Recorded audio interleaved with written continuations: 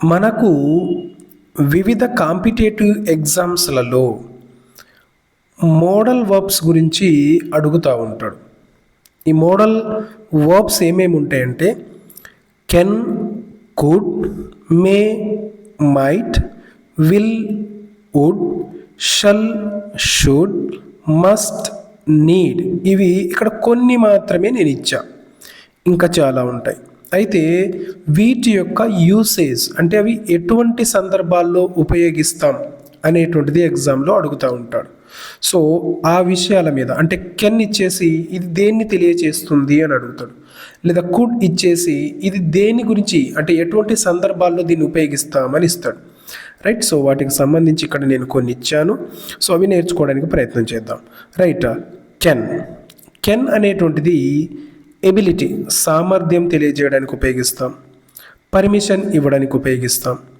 Possibilities, okay, అంటే సుసాధ్యాల గురించి తెలియజేయడానికి ఉపయోగిస్తాం.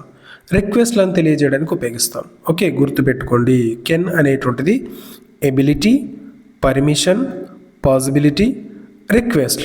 సో ఇవి తెలియజేయడానికి మనం కెన్ అనేటువంటి మోడల్ వర్బ్ను ఉపయోగిస్తాం.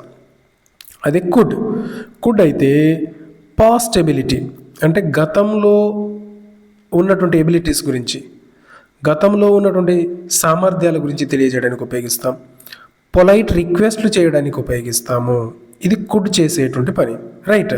అదే మే అయితే ఫార్మల్ పర్మిషన్ అడగడానికి, for example may I come in sir. So ఆ విధంగా ఫార్మల్ పర్మిషన్లు అడగడానికి. పాసిబిలిటీస్ తెలియజేయడానికి కూడా ఉపయోగిస్తాం. పాసిబిలిటీస్ తెలియజేయడానికి మే ఉపయోగిస్తాము. అదేవిధంగా కెన్ కూడా ఉపయోగిస్తాం. నెక్స్ట్ ఇంకొన్ని ఉన్నాయి కదా, అవి కూడా నేర్చుకుందాం. మైట్ లెస్ పాసిబిలిటీ అంటే తక్కువ పాసిబిలిటీ అని చెప్పేటప్పుడు ఉపయోగిస్తాం. వీక్ పాసిబిలిటీ, ఓకే, అంటే పాసిబిలిటీస్ తక్కువ అని చెప్పే సందర్భంలో ఉపయోగిస్తాం. ఇట్ మైట్ రెయిన్ అంటే వర్షం పడకపోవచ్చేమో అని చెప్పేటప్పుడు. తర్వాత టెంటివ్ ఐడియాస్, ఓకే, అంటే తాత్కాలిక ప్లాన్స్ గురించి చెప్పడానికి, తాత్కాలిక ఐడియాస్ గురించి చెప్పడానికి మనము మైట్ అనేటువంటి దాన్ని ఉపయోగిస్తాం. రైట్. విల్ అనేటువంటి మోడల్ వర్బ్ను ఫ్యూచర్ గురించి చెప్పడానికి ఉపయోగిస్తాం. విల్లింగ్నెస్ గురించి చెప్పడానికి ఉపయోగిస్తాం. ప్రామిసెస్ గురించి అంటే పక్కాగా అని చెప్పేటప్పుడు ఉపయోగిస్తాం. ప్రిడిక్షన్స్ జరగబోయే వాటిని ప్రిడిక్షన్ చేస్తూ ఊహించి చెప్పడానికి కూడా మనం దాన్ని ఉపయోగిస్తాము.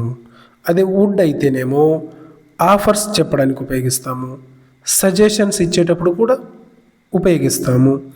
ఫార్మల్ రూల్స్ చెప్పడానికి కూడా మనము వుడ్ అనే దాన్ని ఉపయోగిస్తాము. సో గమనించండి, వుడ్ ఇచ్చేసి ఇది దేన్ని తెలియచేస్తుంది కింది వాటిలలో అని కూడా ఇస్తాడు.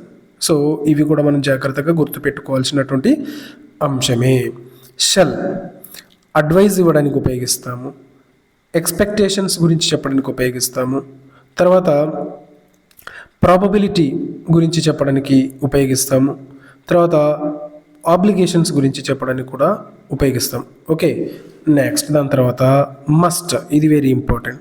స్ట్రాంగ్ ఆబ్లిగేషన్స్ అంటే పక్కాగా చేయవలసినటువంటి పనుల గురించి తెలియజేయడానికి ఉపయోగిస్తాం. అదేవిధంగా డెడికేషన్ గురించి చెప్పడానికి, డిడక్షన్ గురించి చెప్పడానికి కూడా ఉపయోగిస్తాం.